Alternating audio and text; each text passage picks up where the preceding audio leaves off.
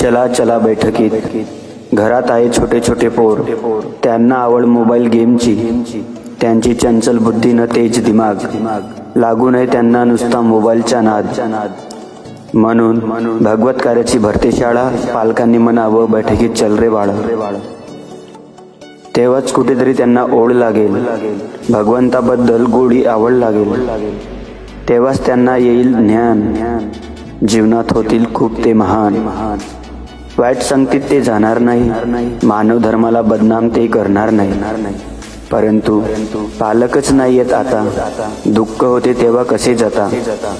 आणि पाहत होता तुम्ही वैद्यवाणी, सुखाचा शोधात जात होते, ऊन राहो की पाणी.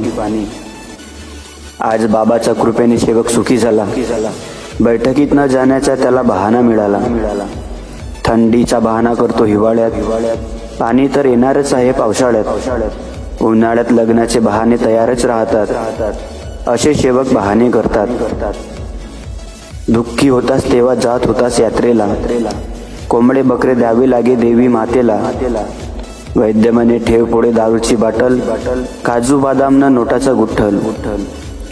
गुरुज्ञानासाठी सत्संगाची तिकीट काढत होता, आज फुकटच्या चर्चा बैठकीला असेच सोडून देता. नाही चालत इथे कुण्या वैद्याचा वार, बाबाच्या कृपेने झाला आपला सुखी संसार. विसरू न करे मानवा या भगवंताला, ज्यांनी वाचवले तुमच्या जीवाला. पैसेच पैसे खूप खर्च झाले, व्यसनामुळे खूप बेहाल झाले. समाजात नव्हती इज्जत आणि मान, आज त्यालाच देतात लोक साहेबाचं स्थान.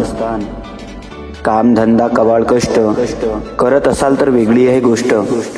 जेव्हा कामातून नाही मिळत आपल्याला वेळ, तेव्हा बैठकीत नाही आला तरी जमेल. जेव्हा रिकामा आहे तू आपल्या घरी, मनोरंजनासाठी बसतोस टीव्हीच्या सामोरी.